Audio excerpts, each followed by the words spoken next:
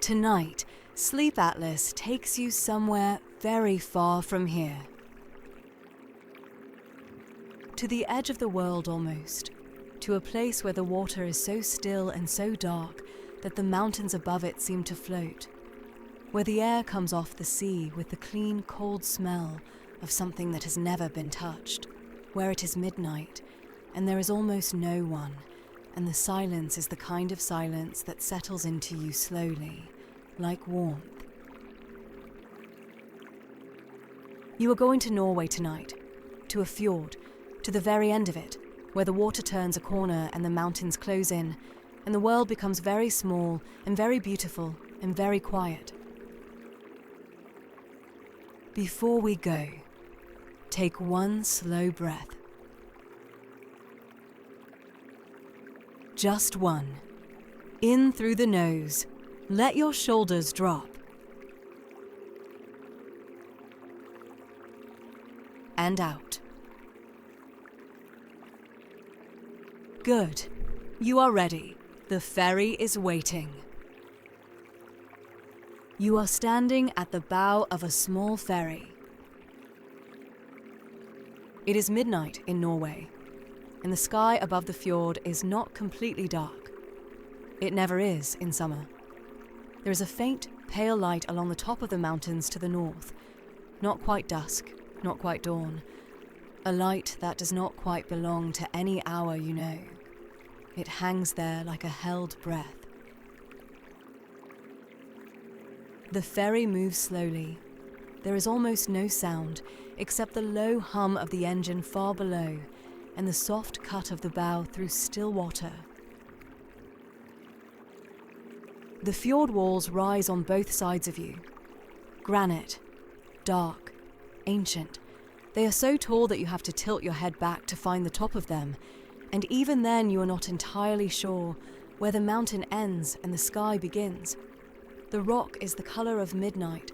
The water reflects it perfectly, a mirror so still that you are sailing between two skies, one above and one below, both equally dark, both equally endless. The ferry horn sounds once, low and soft, as if it is trying not to disturb the mountains. Then it moves on, further up the fjord, until its light disappears around the next bend, and you are alone on the jetty, and the water is still, and the village is quiet, and the night is yours. The path from the jetty to the village is made of flat stones, worn smooth by 100 years of boots. They are slightly damp from the evening air, and your feet know each one before you set them down. The houses here are wooden, dark red, dark brown, one painted the deep yellow of old butter. They sit close to the ground, as if they have been slowly settling into the earth over the decades, making themselves smaller against the weather. Every one of them has shutters. Every one of them has a wood store beside the door, neatly stacked, carefully covered. People who live at the end of fjords know something about winter that the rest of us have forgotten. The cabin you are staying in is the last one on the path, furthest from the jetty, closest to the mountain. It is older than the others. The wood has gone grey with age. The door is painted dark green, the paint worn away at the handle, smooth from 100,000 turns. It is unlocked.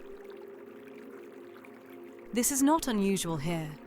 In Solviknes, the doors are left unlocked for guests. There is a tradition in this part of Norway, old enough that nobody remembers where it started, that a traveller arriving by night should always find warmth waiting for them. Inside, a fire has been laid and lit. A lamp is burning on the table. There is bread on the shelf, and a jar of something dark and preserved, and a note in handwriting you cannot read, but whose meaning you do not need to know. Welcome. Make yourself at home. Come find me in the morning if you need anything. I am in the blue boathouse. The man from the jetty, the one in the wool sweater, his name is Erik. Erik has lived in Solviknes his entire life. He was born in this village. He went to school in the next village, an hour's boat ride away, and he returned here at 16, and he has not left since. Not for more than a few days at a time. Not in over 40 years. People sometimes ask him why. He always gives the same answer. He says, "You should ask the fjord. I just stayed because it asked me to." But that is not the whole story. There is something Erik has never told anyone. Not the tourists who pass through in summer. Not the journalists who come occasionally to write about the last traditional fishermen of the western fjords. We will come to that, but not yet. For now, you sit in Erik's chair, the one closest to the fire, and you let the warmth come to you slowly, the way warmth does in old stone and wood rooms where the cold has been held back for decades. The chair is soft with use. The armrests are worn to a shine. Someone has sat in this chair through 1,000 Norwegian nights, watching the fire, listening to the water outside. The fire is birch wood. You can tell by the smell, clean and slightly sweet, with a faint something underneath it that is almost like honey. Birch burns slowly and steadily. It is the wood of this country. In Norway, they say birch is the tree that taught humans what patience means. Outside, you can hear the fjord. Not the sound of waves. There are no waves in a fjord at midnight. What you can hear is the water moving, a slow, deep breathing. The fjord inhales and exhales with the tide, and the sound it makes is the sound of something very large and very old, being very still. You let your eyes close for a moment. The cabin smells of wood smoke and lanolin and something faintly marine. On the shelf above the fireplace there are a few objects. A smooth grey stone, a piece of driftwood shaped like a small boat, a photograph so old it has gone almost white, and a compass, brass, its needle settled. Everything in this room has been chosen. Nothing is here by accident. Through the window, the fjord is visible. The mountains on the far side are dark shapes against a slightly lighter sky. The water between them reflects nothing except darkness. It is the most still thing you have ever seen. Somewhere on the fjord, a bird calls once, low and hollow, then nothing.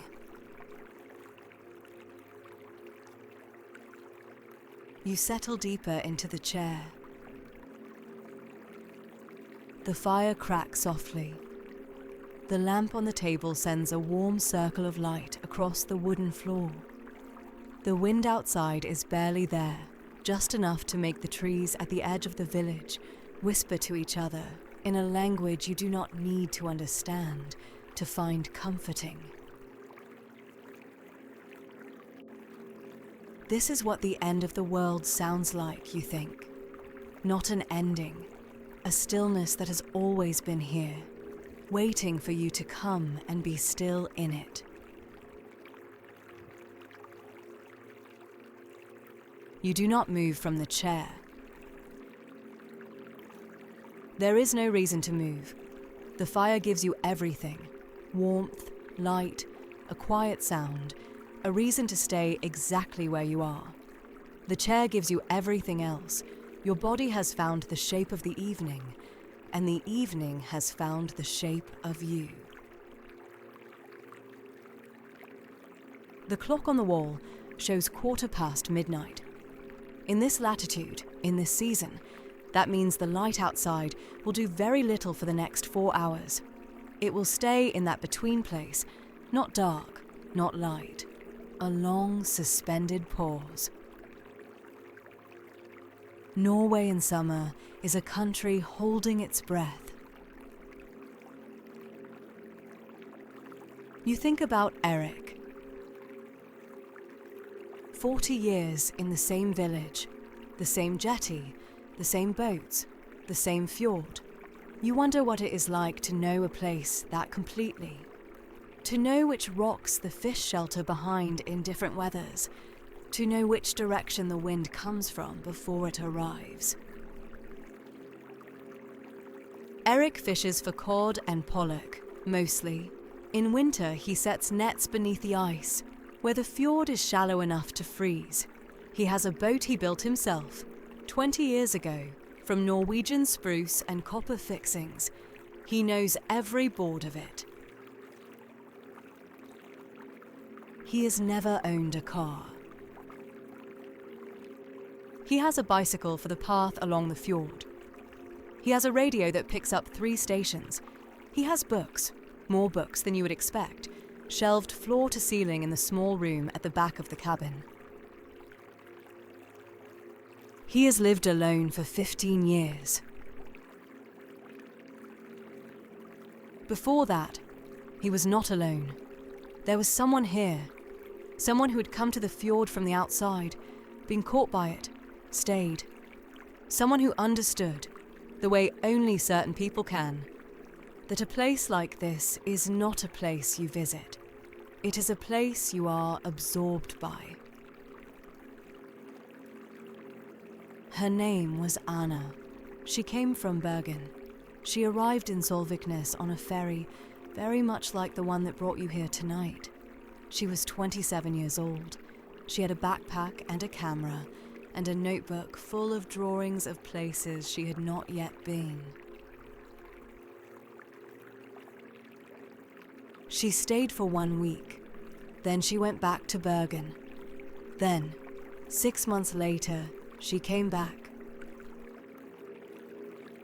And 6 months after that, she did not leave. The fjord outside, the water, the dark, the mountains standing in their silence. You are still here, still warm. The fire is still burning. They were together for 11 years. They did not have a dramatic life. They fished. They kept a small garden. She translated his books for him. He read in Norwegian.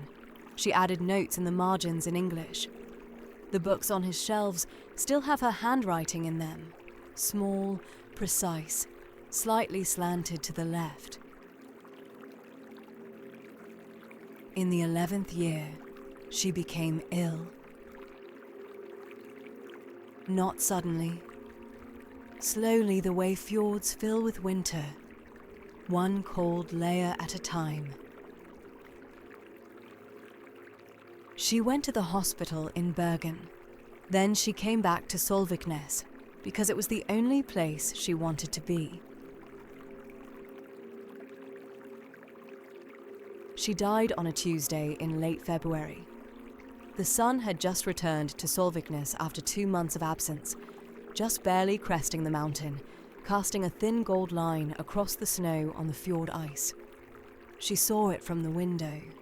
She said, "There it is." Then she slept.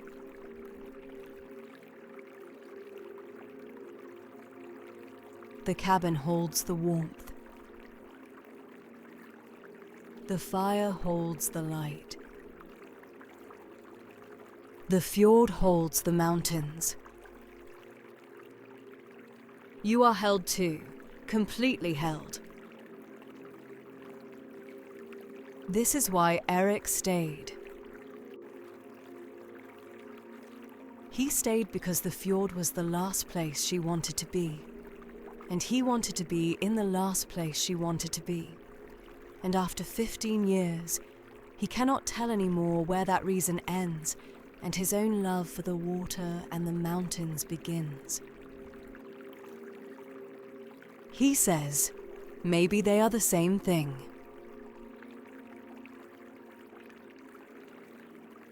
Outside, the wind moves again. Something is coming up the fjord. Not a storm, exactly. A weather change, the kind that happens in the fjords in the deep of night. The people who live here have a name for it, the night breath of the fjord. The wind comes fully now. The fire brightens briefly with the extra air. The cabin moves slightly, just slightly. An old creak from the left wall, then silence. Then the wind begins to drop. Slowly, less and less. The trees outside settle, the water quiets. And then, quiet, complete quiet, a deeper quiet than before. The fire, smaller now, but warm. The lamp, still burning. Outside, the fjord after the wind, completely still, more still than before. Your eyes are heavy. You do not fight it.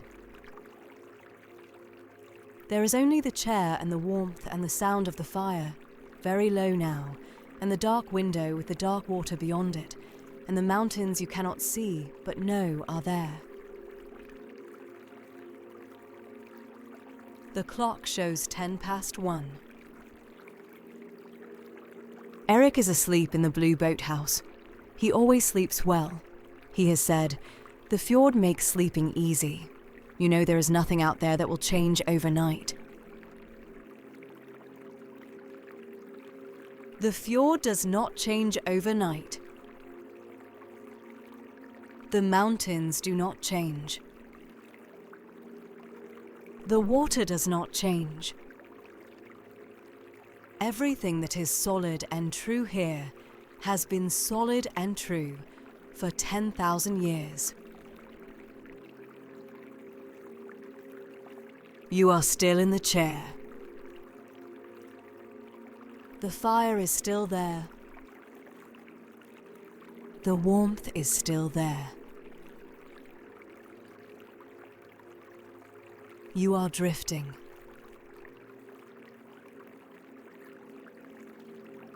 Let yourself drift. The story has told itself. There is nothing left to understand.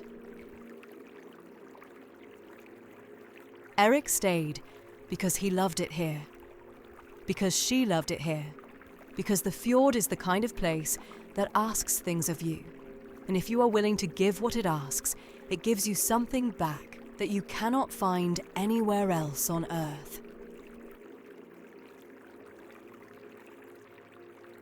You understand this. The fire is low, embers mostly, deep orange, slowly pulsing, giving off a steady, gentle heat that is exactly enough. The lamp on the table is still burning. There is something from a very old part of you that is comforted by a flame kept burning through the night. We have been keeping fires burning through the night for as long as we have been human. Outside, the fjord is completely still.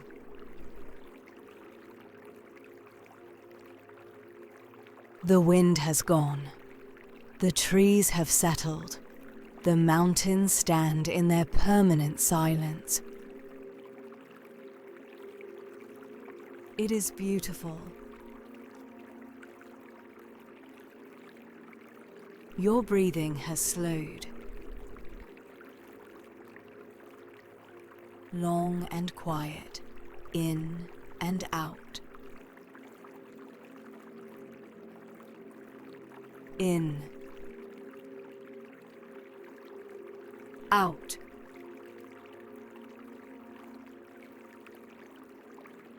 The clock ticks. Each tick is softer than the last.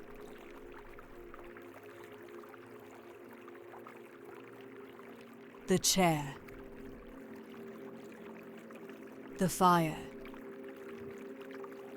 The cabin. The fjord outside. All of it holding you.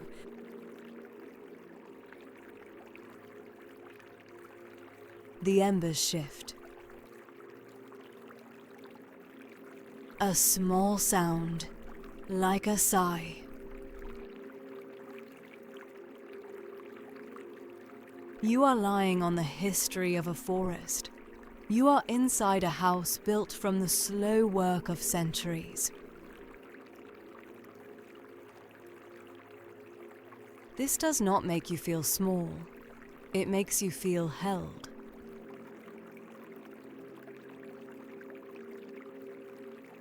Your body is heavy now.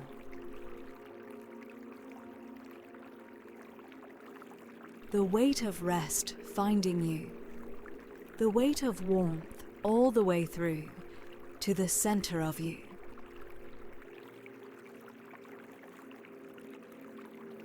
Your shoulders have dropped. Your jaw has unclenched.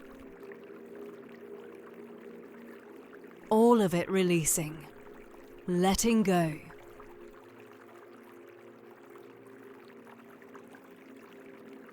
Outside, the fjord breathes. In.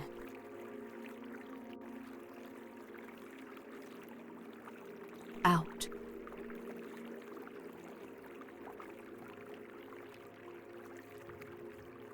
The last of the embers, deep orange, very still, still giving warmth.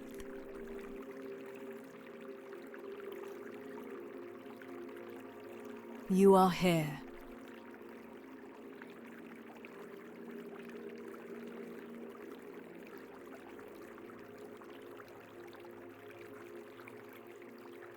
Nothing moves.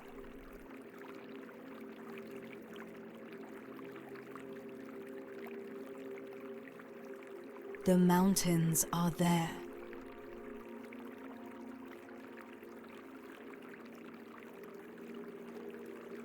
They have always been there.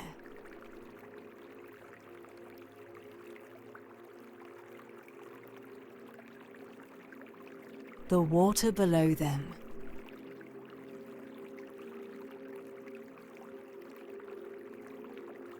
Still.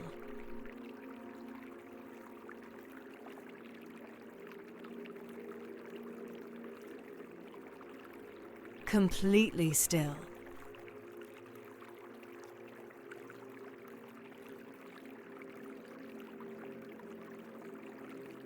Erik is sleeping.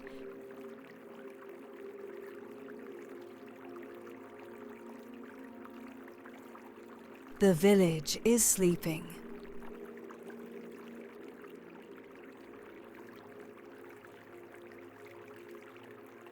The fire has gone to ash, soft grey ash, still warm.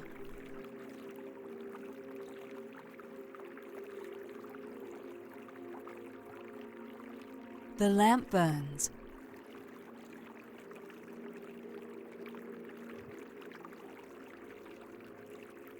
You are in the chair.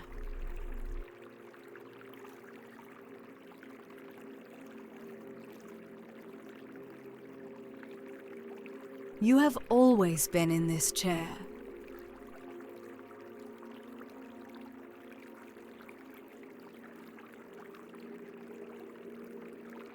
The fjord breathes.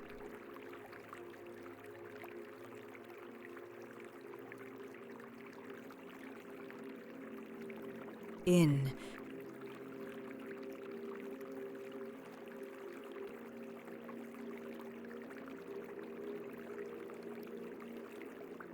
Out.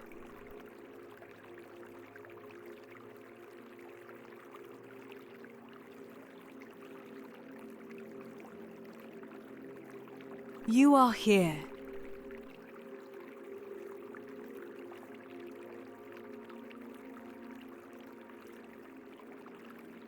Completely here.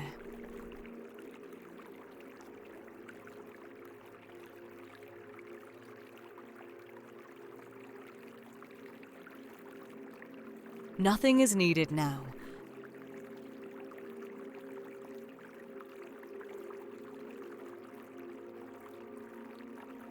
Nothing at all.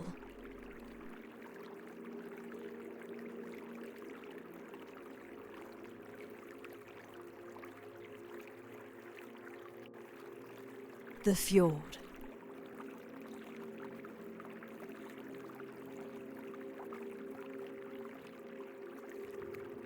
The dark.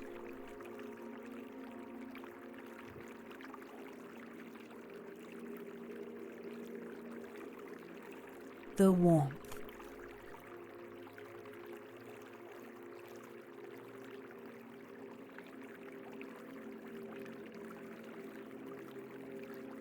Sleep.